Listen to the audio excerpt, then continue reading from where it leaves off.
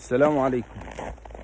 اللي أنا فهمته واللي أعتقد هو هذا اللي أنت وأنتي أيضا تمرون به، بأنه ثقافة الفشل في أوروبا هي ثقافة عامة.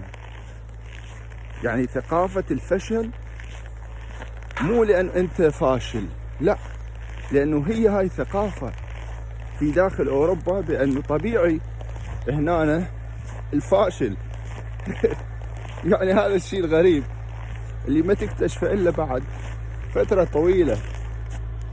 فإذا أنت فاشل أو أنت فاشلة، هذا مو الخلل بيك أو بيك، هذا الخلل بأنه هاي الثقافة هي السائدة، هي اللي تروج للفشل والفاشلين. شكرا. ولا أنت شنو تقول؟